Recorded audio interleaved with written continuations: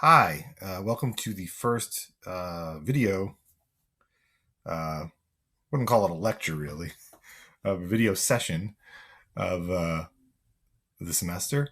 My name is Dan Salerno, and I'm going to be your virtual professor for the semester. And we're not going to be doing any live classes, nothing like that, no Zoom calls.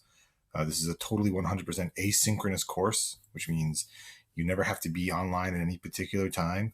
But I will do these video recordings occasionally. We'll have to see how they work. I mean, some students really like videos. Some would rather just have text, but I'm definitely going to try to do at least one every when we're just for major readings, for discussion and things like that. Um, at least every couple of weeks there should be a new video, if not more frequently. But we'll see how it goes. Today's video is all about the syllabus and the course policies. So this is taking the normally in basic composition on the first day you'd have the um, first day writing sample, and then you'd have the second day after the first day writing sample you'd have a class like this where we just go over the syllabus. So that's sort of what this is going to be today. Now I have two sections of the class, section 19 and section 23. So I'm making one video for both sections, and that's normally what I will do. So everything should be pretty much identical. If you see something that looks a tiny bit different on your screen because you're in 23 and we're looking at the page for 19, it shouldn't be that important. Like, for instance, I put this funny GIF. Not funny to you, probably funny to me because I really like The Good Place for the section 19, but section 23 just has this boring stock picture, which maybe I'll change at some point. But anyway, this is basic composition. This is English 100, and it's the course that precedes 101, which is XPOS, which you'll take in the spring, assuming you pass this class, which I'm sure you all will if you just put in a little effort. And the course is in many ways very much like XPOS. Navigate. Let's go to this one. To watch the GIF over and over again. You might have friends that are taking XPOS. I mean, I know we're not on campus, so you probably don't know anybody yet. You're just sitting at home with your computer. But you may know people who are taking XPOS this semester, and you may hear about what XPOS is like. This course is actually really similar. Structurally, it really is great preparation for XPOS. And I know most people who place into 100 would rather have placed into 101. But one thing I can tell you, if this makes you feel any better, it's not a big deal, one. And two, that people who come into XPOS in the spring having already taken English 100 tend to do really well because you already understand really basically how the class works. The methodology we use for reading, the kinds of essays, the structure of the essays we write. It's especially true if you're lucky enough to end up taking XPOS with the same professor you took basic comp with, but that isn't always possible. So it's not a bad place to be. It really isn't. Although it means you have to take two writing classes instead of one. You really have an opportunity to excel in XPOS after having taken English 100. Okay, so what is this course? What are we going to be doing in this course? Well, you probably already read this stuff, right? The boilerplate. We'll read and write about a variety of texts concerning a range of contemporary issues. And the course will have a particular emphasis on the skills of reading comprehension and critical thinking. Now, you can see right there, it is a writing class. We're going to be writing 4 major essays in the class. XPOS you do 5. Basic Comp you do 4.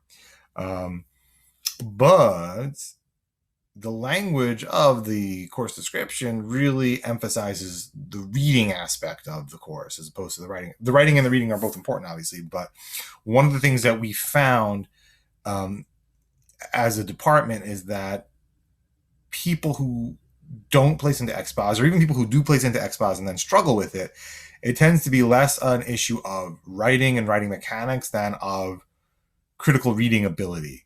And that doesn't mean you can't read. I'm not saying that, but just that that the difficulty of the texts that are used in XPOS are a daunting challenge for some students. And basic composition is a way to really hone those critical reading skills and to teach you how to do what we call close reading.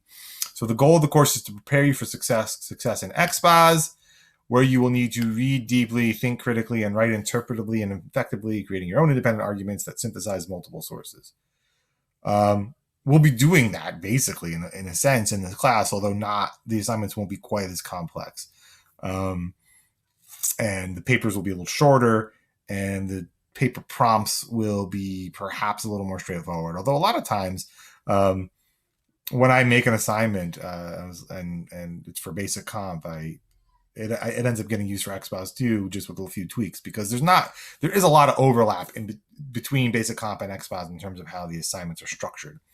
And I'll talk more about that in a minute. All right, so all course content is available in the mod. This I should have deleted. I think I deleted it in the other section. I mean, the modules I haven't really done, the modules aren't really set up yet. I should go to, how do I go to here we go. Let's go to student view. So I see what you see. All right. Yeah, because if you click on modules right now, you don't really see anything, I don't think. Oh yeah, you do. You get the overviews. That's right. So I think I had this hidden, and now a student wrote to me about it. So you can see sort of what each unit will sort of be about, although there's no details yet. It's all just general. So the class, but anyway, this is helpful because you can see here that the class is divided into 4 units. Do I have this right in the other section? Bear with me for a second. I have never in my life taught online this class, nor have I taught online multiple sections of the same class.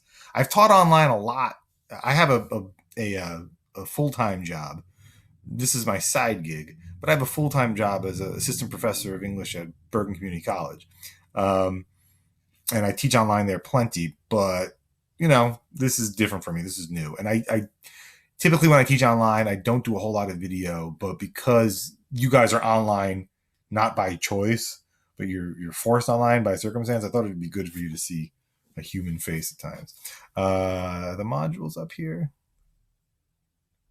Access denied. Let me fix that. Hang on. All right, this is what? Now I can't even get to the course. 23. All right. Am I in student view here? I need to go. How do I connect? I think I can pause this. Hang on. I'm going to pause this really quickly and fix this problem. Okay, I'm back. Sorry. And so you should now, if you click on modules, be able to see like the sort of basic structure of the course. There are, why is this not working? Yeah, okay. There are 4 units, and for each unit, you can at least see like the overview of what each unit will be, right? What the goals are. There's nothing specific yet about the activities because I am going to be posting those on a week-to-week basis, all right? Basically. I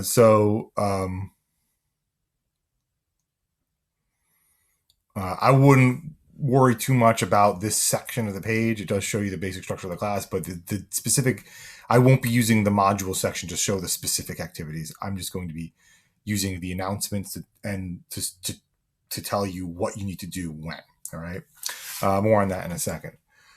Okay. Home. All right, back to the home page here. All right, so let's click on the syllabus. All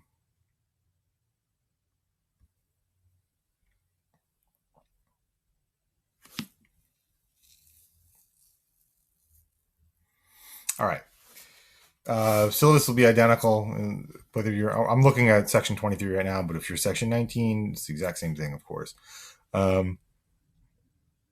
And we already talked about the course description. So, of course, required text. There's no book. You don't need to buy anything. We will be reading articles that I will be posting to the Moodle page, the Canvas page, in the files section. Actually, most of them I think are already up, but I'll be telling you what to read and when. And then uh, once you'll read the articles, we'll have discussions either through online forums or I'll post videos about them, things like that. I will occasionally give you assignments, and then the only other thing that we'll read are sample student essays, which so I will occasionally post, okay, here's a sample essay for essay assignment number 1. Let's read it and talk about what we think is good, what we think is not good. And I will give you, specific tasks in reading those sample papers for what you should be looking for, etc. So no book to buy, of course. And here are the course requirements. All right, let me go through this so that we're clear. The first day writing sample, which you've all done already, that's done. And again, that first day writing sample is not in any way going to affect your grade.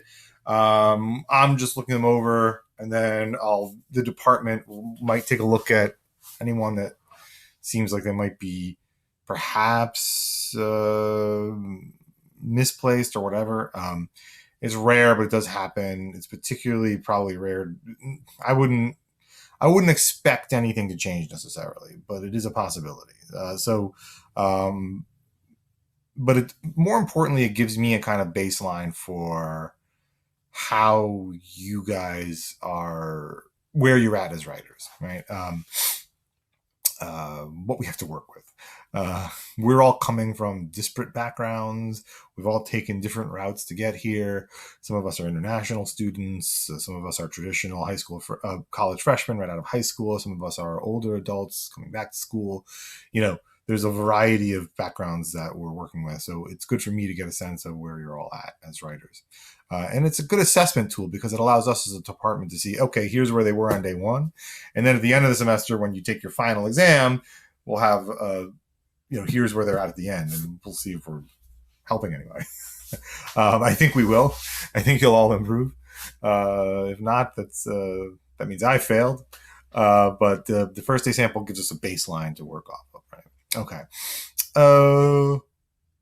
Yeah, so we will write 4 out-of-class essays, and of course, out-of-class essays is language that is a bit redundant in this case, since everything is going to be out of class because we're online. But in the sense that these are like traditional take-home essays that you have. I usually give you the assignment. I try to give you the assignments. I don't want to promise anything because the schedule is it's not all planned out, because I like to have flexibility. But typically what happens is I'll give you a new rough draft assignment and it will be due the next week. And then we will have either peer workshop or professor feedback on the rough draft, and then you'll turn in the final draft the next week is typically how it works. Of course, that is dependent on how quickly you get the feedback back as well, right? You'll write 4 out-of-class essays, and for each of those essays, you'll write a rough draft and a final draft. So you're writing 8 drafts total, a rough draft and a final draft for each paper. And only the final draft is graded. The rough draft is never graded. And again, either the rough draft will either get feedback from me. I think that's the case for the first essay, or you'll do a peer workshop and get peer feedback. And I'm still tinkering with how the peer workshops are going to work. In the classroom, it's easy. I sit you guys across from each other at a desk. You read each other's papers. You comment on each other's papers on a sheet that I give you. It's very easy. How it's going to work in the virtual space, whether I'll just pair people up and you'll email the papers to each other, or whether there's some kind of tool on Canvas that I can use for that to streamline it, I'm not 100% sure yet. But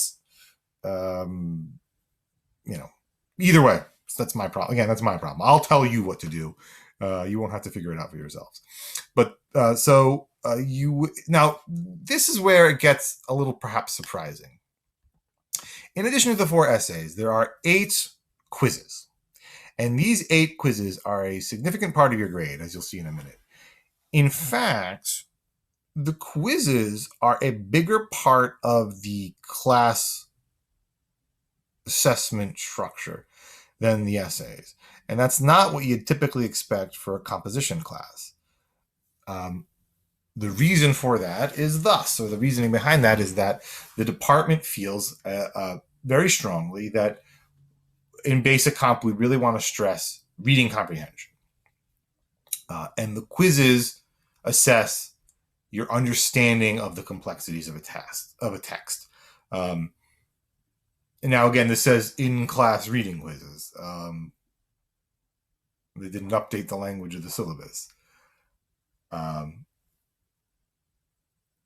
Wait a second. Why does this say Sakai?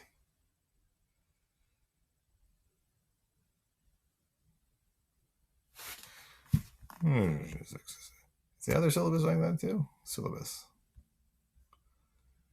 It's possible. Is that the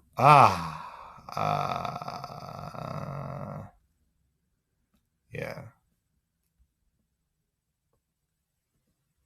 Yeah. they didn't change the syllabus to edit out language like in-class quizzes, or Sakai course site. Obviously, this is Canvas, not Sakai. All right, that's not on me. I'll fix that. I'll go in and edit that, but I just imported the course shell from the Commons, so I'm going to disclaim responsibility for that. Every place in these course requirements where it says in class, obviously we're not in class, but what it might mean is that you will take it in a sort of timed module in Canvas. So the quizzes, the in-class reading quizzes, when you take them in class, they have a time limit of 80 minutes. So when I give them to you in Canvas, they will be set so that you have 80 minutes to complete them once you open them, unless I fiddle with the format a little bit. That's what you can interpret in class as. Same thing for the midterm and the final. Anything that's listed as in class in the course requirements, it means it will be a timed assignment in Canvas. So you don't have like a whole week to do it. You'll open it up and then you'll have 80 minutes, whatever, to get it done. All right? Okay. Sorry for any confusion there. So the 8 quizzes correspond to the 8 readings. There are 8 readings total. There's 2 readings per essay, right? 4 essays. For each essay, you're working with 2 readings, and you'll have 2 quizzes. Usually the first quiz in the sequence is on one reading, and the second quiz in a sequence will be on both readings. So your first reading of the semester is Zeynep Tufekci's Democracy it's the Democracy, Poison, and Golden Age of Free Speech. You're going to read that article for next week. We'll discuss it in discussion forum, and I will talk about it a little either in a video or in text. I have to consider what I think will work best for that. Maybe video. And then you'll take a quiz on it. And the quiz will be like 8 questions or so that ask you to explain certain important parts of the text. You won't be taking the quiz cold. You'll have had some discussion of the text already and some explanation of it. But because this is an asynchronous class, one thing that we'll miss out on is a sort of back and forth of a class discussion in a traditional sense. But, you know, it is what it is. We're going to do the best we can. So I'll assign a reading. You'll read it. There'll be some discussion of the reading, and then you'll take a quiz on the reading. Then there'll be another reading, some more discussion, another quiz, and then there will be a paper assignment on the 2 read that covers the 2 readings. So for each unit, 2 readings, 2 quizzes, 1 paper, right? And that's how you get 8 quizzes, 4 papers, all right? You following me? I don't know. You know, in a classroom, I can see if the students have blank looks on their faces or whatever. This way, I just have to hope that you're following me. Anyway, it's all there in writing. It's not that complicated. There will be no oral presentations. Maybe I'll ask you guys to post a video once a semester or something. I don't know. You can ignore that for now. I'll figure out what they want to do for that. That 3 brief oral presentations in class, obviously not happening. I'll delete that. Okay. The midterm and the final, very important. I forgot this. Rough and final draft. I've already set up basically this. There's a rough draft and a final draft for each assignment, right? With revisions between each version. All right. Then there's also a midterm and a final. The midterm and the final are timed essays, not like take-home essays. They're the equivalent of what you do in class. So you'll have 80 minutes to do them. And they will basically be responses to, I think that the midterm is short answer. Yeah, it says it. The midterm is sort of like one of the quizzes. It's short answers. And the final is like an in-class essay, a timed 80-minute essay. Now, the midterm and the final do not impact your grade. I'll get to that in a second. But they are required to pass the class. So you have to take the midterm and you have to pass the final. They're both graded pass fail. The midterm you can fail, and the only thing that will happen is that I will email you and say, hey, you might be struggling a little bit. Let's talk or whatever. The final you must pass to pass the class, but everybody passes the final. If you're still in good standing by the time the final exam rolls around, it's very unlikely that you would fail the class for failing the final, but anything is possible, I guess. Don't worry about keeping things in a folder because everything is now going to be in Canvas, so you don't have to worry about it. All right, let's get to grading. 60% of your grade is determined. Let me look at this first. 60% of your grade is performances on the 8 in-class reading quizzes. So those quizzes are very important. As you can see, more of your grade is made up of the quizzes than it is of the essays. Again, that's because we really want to stress the reading aspect, the critical reading aspect of the course. And then 40% of the final course grade will be determined by your highest level of sustained achievement on essays until the end of the term.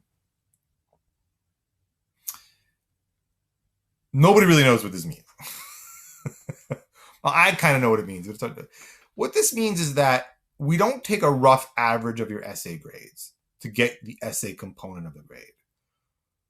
We look at what is your best work of the semester and were you able to sustain it? And that becomes your grade. So if you get an NP, which is the lowest grade, no pass on the first essay, that doesn't mean your average is sunk, because what we're going to be looking for is how you bring that up and what level of achievement you're able to reach and sustain moving on from that. So if you get like NP, C, B+, your grade is going to be B+. It's not going to be an average of the B+ and the NP and the C. Okay. Conversely, you get an A on the first essay and then tail off, A, B, C, C.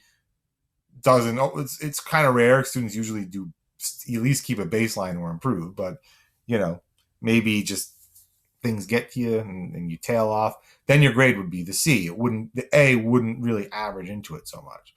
So again, we're looking for the highest level of achievement you can reach in the class and sustain. And we're not doing a mathematical average. The quizzes are a mathematical average, right? So A, C, B, D, those are numerical. I'll actually give you get 85, 92, 63. Doesn't matter what order, doesn't matter what comes toward the beginning or the end. That's an average, a classic average. So really important to treat each one of those quizzes very seriously. All right. Midterm required. You have to take the midterm. Passing the final is required. So you have to pass the final or you fail the course. And then there's the rest about the lateness penalties, okay? If a rough draft is late, you get a deduction of half a letter grade for each day it's late, and it's a full letter grade for each day a final draft is late. And you need to get a C in the course to move on to XPOS. All right. And that's it. And all grades subject to departmental review. What that means is that I don't necessarily have the final say on some of these things. I will say what I think each student should get. And then if there are any unusual cases or borderline cases, then a department director will make the final call on that. But typically 95% of the time the grade I give you sticks. But there are some times where in grade review or folder review, which is what they call it, that a department head might overrule me or we might fudge something, whatever.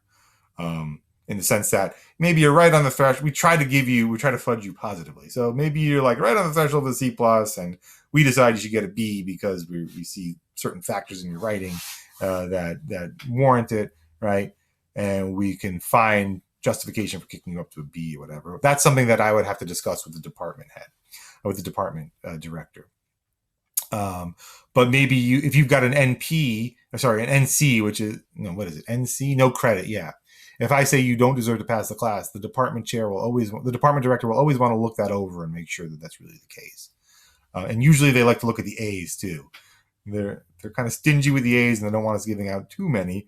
So if I give like 6 A's, they're going to want to see what's going on there. I mean, I don't care. I'll give anybody. I'm happy to give as many A's as I can justify giving, but the department has their standards to uphold, and so I must uphold them as well. All right. Okay. The thing about attendance and absences, I'm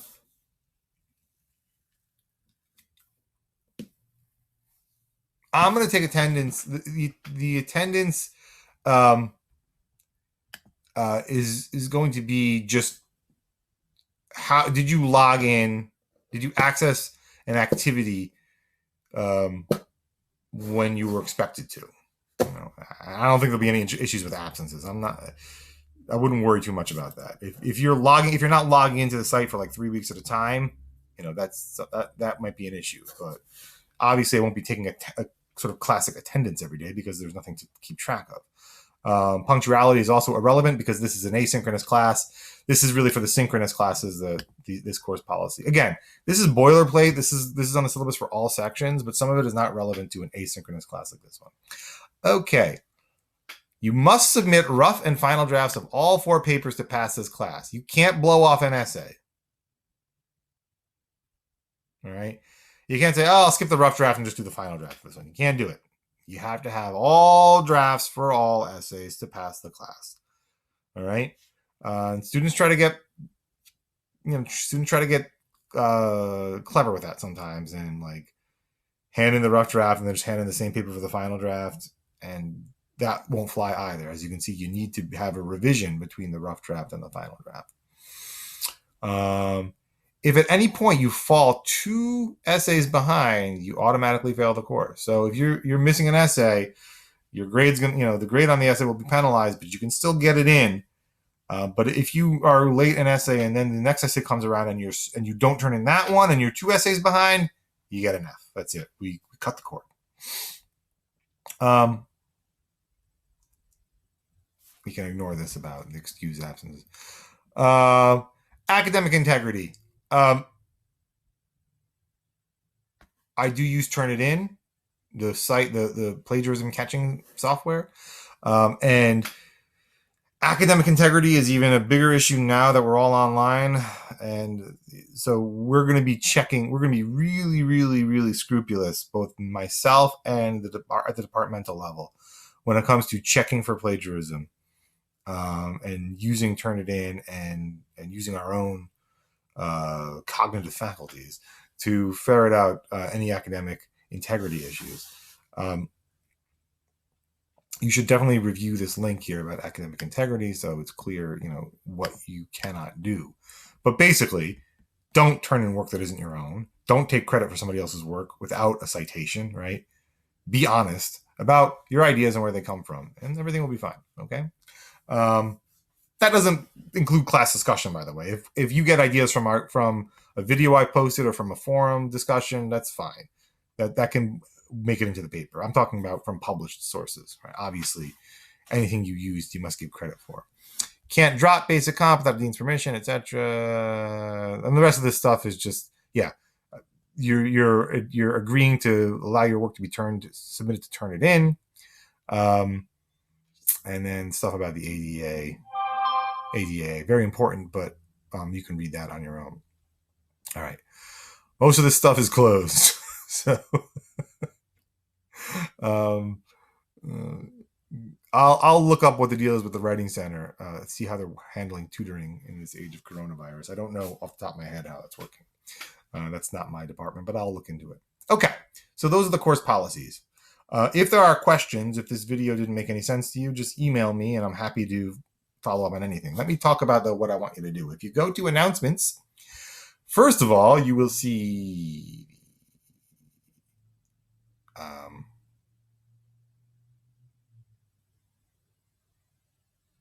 wait a second. I'm missing an announcement here. Yes, I am. I have to remember to do everything twice. Wait a second.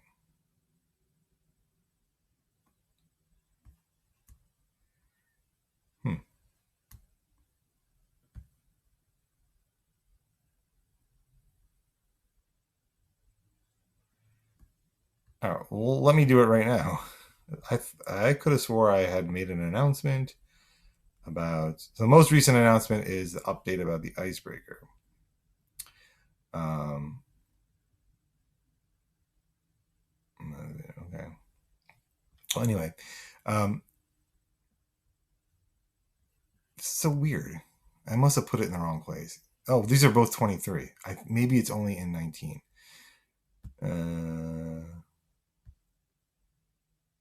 Oh, I'm in student view. Hang on. Leave student view. Let me leave student view for a second.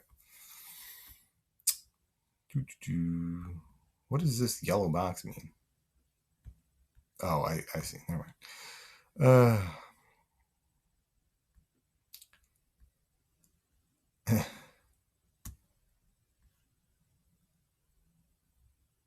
Okay. Yeah, I think I forgot to put this in the other one. Let's do that really quickly. Yeah, add announcement. Okay, so the announcement is that the first reading and discussion forum is now available. So, I would like you to read Zeynep Tufekci's Democracy, Poison, and Golden Age of Free Speech article.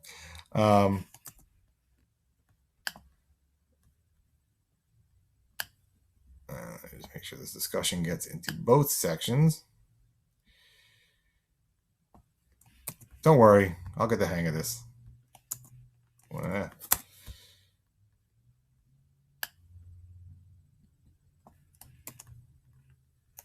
we go. And save.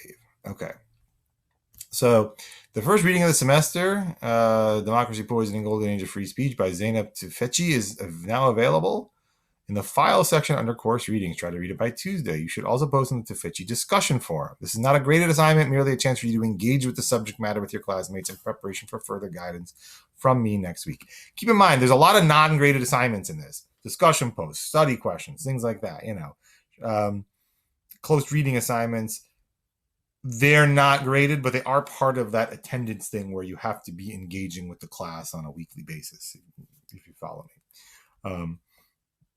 And they are useful. They're meant to be useful in sort of building up your understanding of the material. So if you go into files, you should see course readings and handouts. Feel free to look over the stuff in the handouts about the essay. Well, we're going to go over all of this at a certain point in time, but feel free to look ahead. But in the course readings is what is relevant to us now. You want Tufekci, and I got a bunch of things in there, and here's Tufekci here, Golden Age of Free Speech, and you click on that, and it will open it up, and then you read it.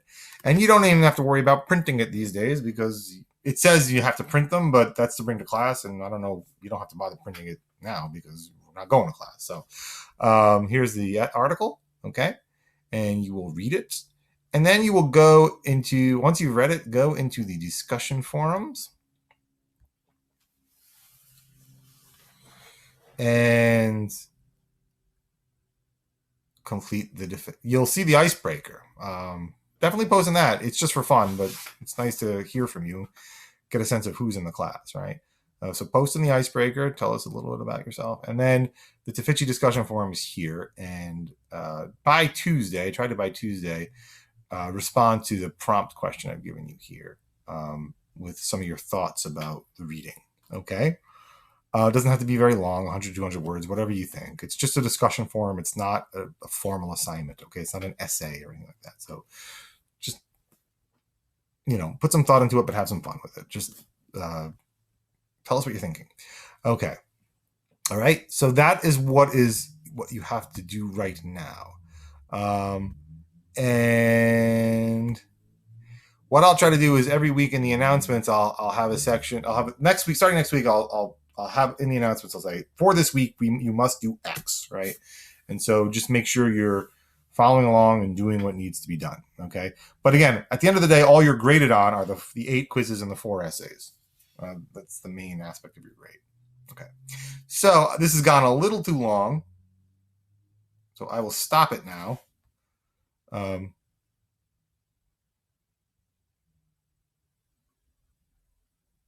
And if you have any questions, just email me, okay? All right, so good luck. Do the reading, do the discussion forum, and we will touch base next week after the long weekend, okay? All right, bye-bye.